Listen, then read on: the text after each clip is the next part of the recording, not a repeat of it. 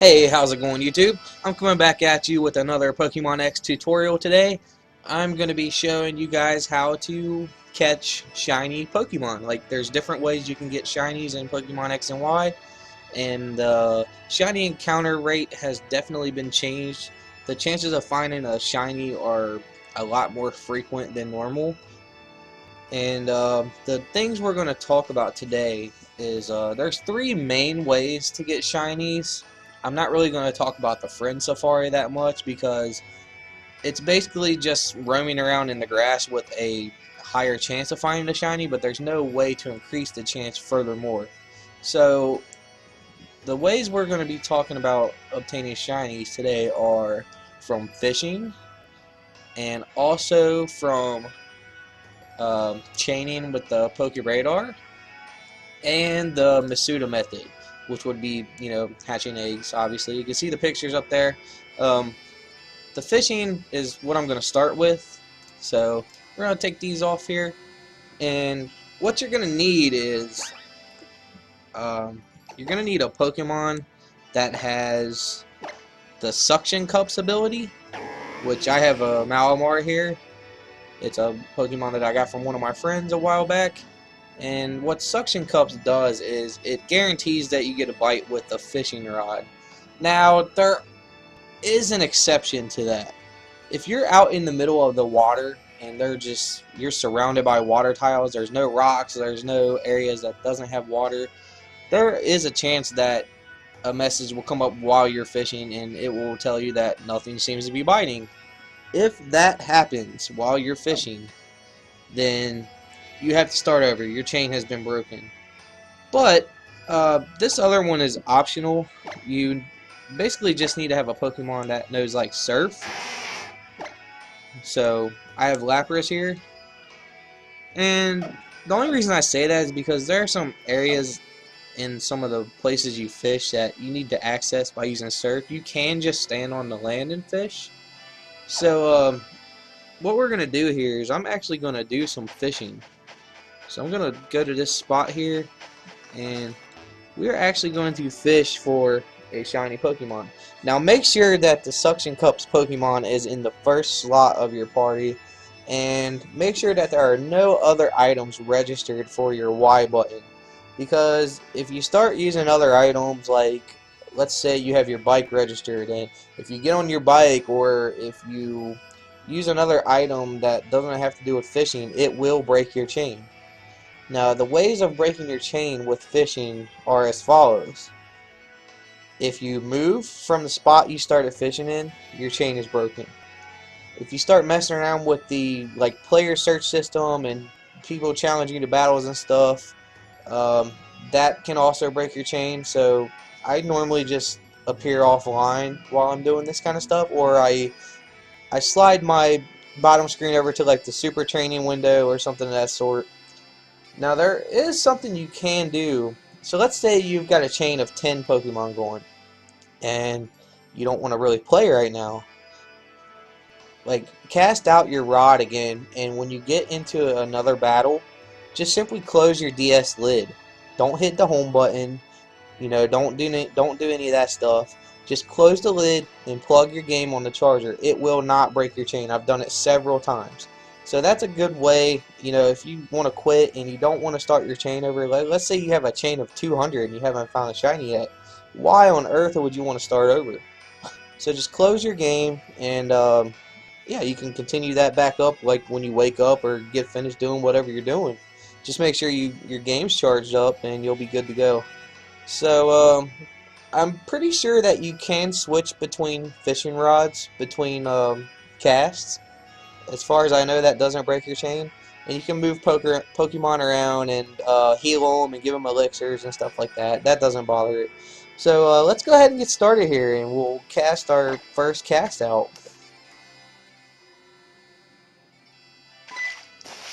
Okay, so it's going to be a love disc. Obviously, I'm using an old rod. That's the only thing that's going to appear here. So we're just going to go after a love disc. Now, unlike Pokeradar chaining, if you're aware of that, with fishing, you can actually run from the Pokemon. You do not have to battle it or capture it. So I'm just going to go ahead and run here. And what I'm going to do is I'm actually not going to be talking anymore until the next segment. So I'll see you at the next part of the video.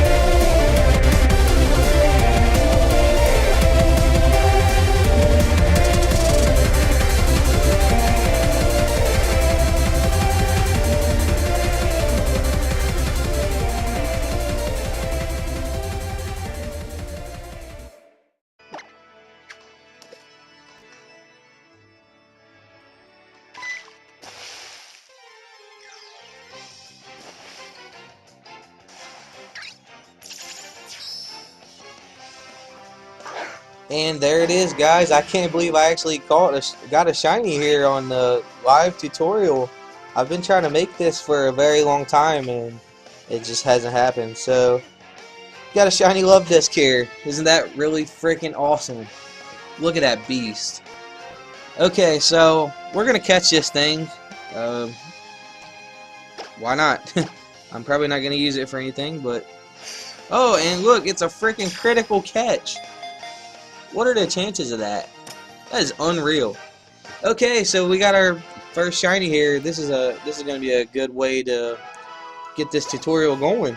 Okay, so now that you see how the fishing method works, now we're going to move on to the next method, which will be the PokeRadar. So let me go ahead and I'm going to fly, because this is not an area I want to do PokeRadar in. We're actually going to fly near the daycare. And I'm probably not going to chain until I find a shiny doing the radar, because that could take ages. And I'm not prepared for that. Trying to make the video as short as possible, because it's already going to be a ridiculously long video. Forgot about my bike not being registered. Okay, so we're going to go over here to Route 7. There's a pretty good sized grass patch here, and I'm going to show you how to do the PokeRadar chaining method. So what we're going to do here is get the PokeRadar and register it, and I'm going to unregister the old rod to make sure that there's nothing else registered, just like everything else. There are no special Pokemon you need or anything like that for this. Just make sure you got a good Pokemon that can knock a Pokemon out in one turn. And what you do is, to keep track of your chain, basically you just count how many PP you used of each attack. Like if you used 15 PP of your first attack and you're using the second attack for the first time, you're on a chain of 16. So after you get, the same thing with fishing also, after you get to a chain of 40, your chances of getting a shiny are maxed out. So that means, it's not going to get any better. But that doesn't mean stop your chain. But with the PokeRadar, it works a little different, because once you get to 40, instead of going into the shaking grass patches after 40, basically just keep resetting the radar until the grass shakes, because when you see a shaking grass patch that has sparkles in it, that means that there is a shiny Pokemon in that patch. So make sure that you pay close attention to which patch it was that shook, and you'll know that there's a shiny in there for sure. And this can happen before a chain of 40 as well. It can happen without the Pokemon, it can actually happen without the grass patch shining. You can encounter a shiny without that happening. But as far as the shiny sparkles on the grass patch, just guarantees that there's a shiny in that patch. It doesn't mean that you can't get a shiny other than that. So since we've covered that, another thing is you're going to need max repels or super repels. The more economical thing to do is to buy super repels, because they're cheaper and you only get 50 less steps, and it's only like 200 Pokédollars. So I would go with that. I think this video I'm going to use max repels. I'm pretty sure that's what I have. So I'm going to go find these max repels real quick, and we're going to start using those. I have 914 of them. Okay, so here's what you do. You see this grass patch here with the flowers. Okay, I'm going to set the radar by pressing Y, and you're going to see the grass shake. Now notice one patch shook faster than the other one. Now since this is the first time I'm using this, I can pick any of the patches that I want to. So I'm just going to go in the one next to me here, which I think it was like, I don't even know where it was. It was right there. Okay, so whatever Pokemon this is, I'm going to try and chain it. So it's a Roselia. Now, when you're using the PokeRadar, you do have to capture or KO the Pokemon. So I'm just going to hit it with a Psycho Cut and call it a day here. It's only level 14. Okay, so now I've gotten my first Pokemon. So this will be a chain of 2 once I encounter another one. Now notice, immediately after the battle, the grass shakes. The most violently shaking grass patch is the one that you want. So I'm going to go in this one and hope that it's Roselia, because it looked good to me.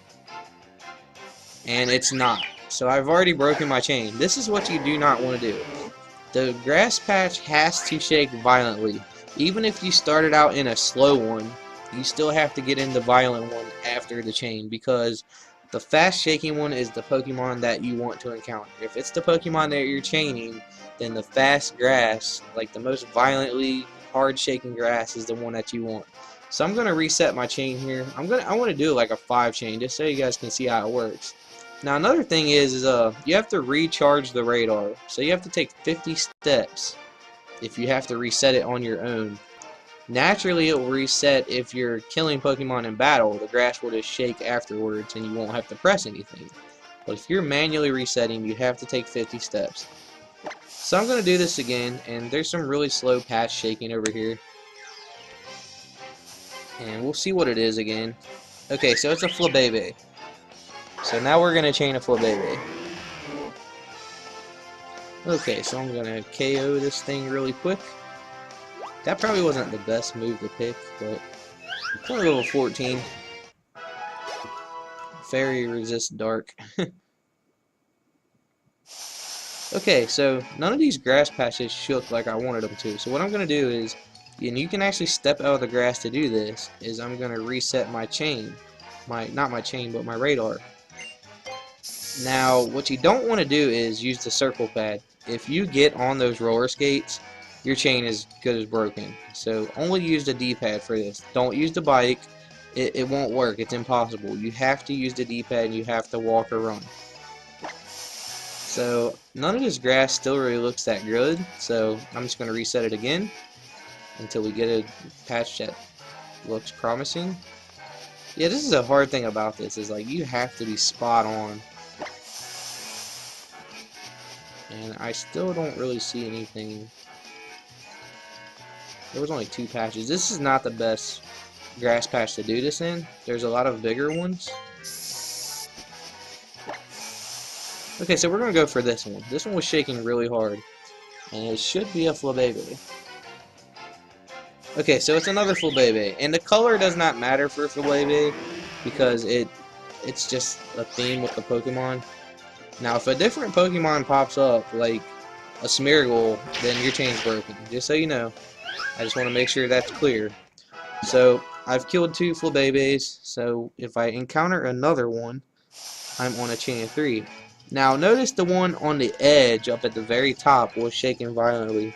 You don't want to go near edge grass because a lot of times after you get on the edge grass and you kill the Pokemon, no more grass patches will shake after that and your chain will be broken. So stay away from the edges and don't go into grass patches that are connected. Like if 2 patches are shaking next to each other, chances are it's like a decoy Pokemon and it wants you to go into that patch and it's something completely different than what you're looking for. So again, the hardest shaking one was on the edge. It was down at the bottom there. But that's how you know what to look for. And you can also listen for it too. It's kind of louder. The best way to do it is to put a pair of headphones on. And you can even do that while you're watching this video. And you'll be able to tell the difference. Now you see how all 3 of those were really slow. Those are what you do not want. So that is a perfect example of good grass and bad grass. You just saw that.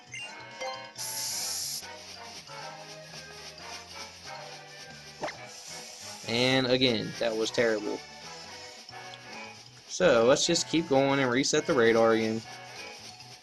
I know this can be a bit tedious, but I just want to show you guys how it works. I'm sure there's a lot of other people that are doing these videos. Okay, so that one's on the edge. I'm just going to go for it. There's a chance that it will still work. But you know, I just want to get this video made. I'm not trying to be Mr. Perfect here. If I was chaining for an actual Flabébé, I probably would not have stepped in that grass, and I would warn you not to do that as well. Okay, so we've killed 3. We're on a chain of 3 here. And the one next to me is shaking really fast, but I'm not going to go in it. Because there was only 2 patches shaking that time. And all 3 of those were slow.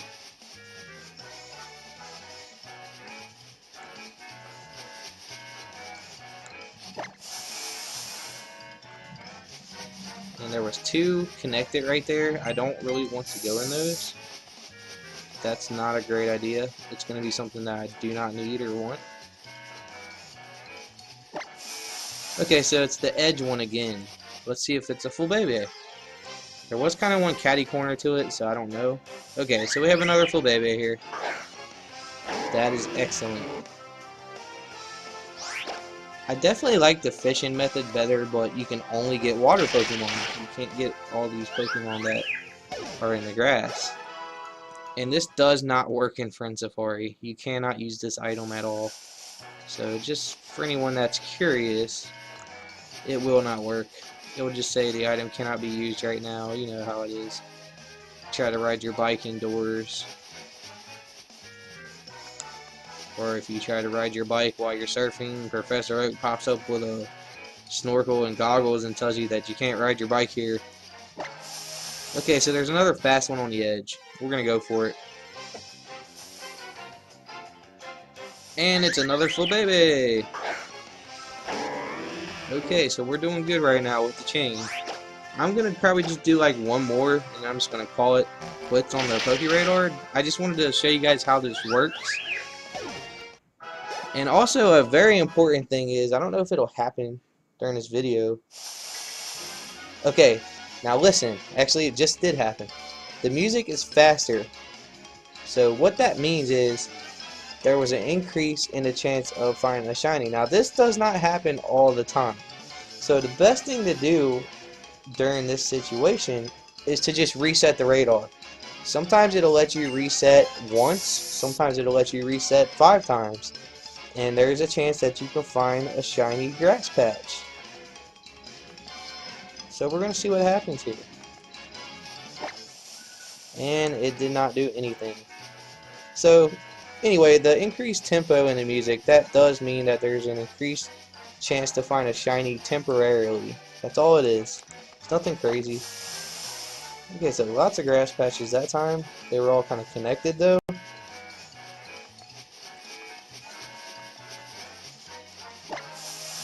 Okay, so there was a fast one on the edge there. And it's another full baby.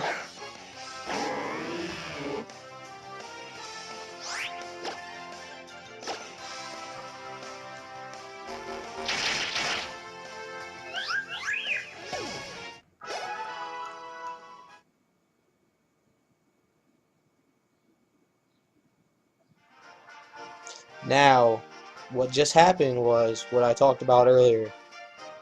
You can hear the root music has returned.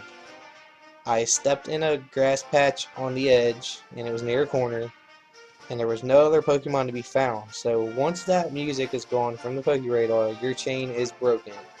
So I'm glad that I got to cover this without going to crazy detail, but at the same time you guys know how it works. And the last method I want to talk about is the Masuda method with the egg. So I'm basically just going to explain this because there's no really point in trying to demonstrate it. The thing is you're going to put two Pokemon into daycare that are compatible with one another. And if you're not sure about breeding, you can check out my breeding tutorial. It's in my videos there in the tutorial section. But the best way to do it is to have a foreign Ditto.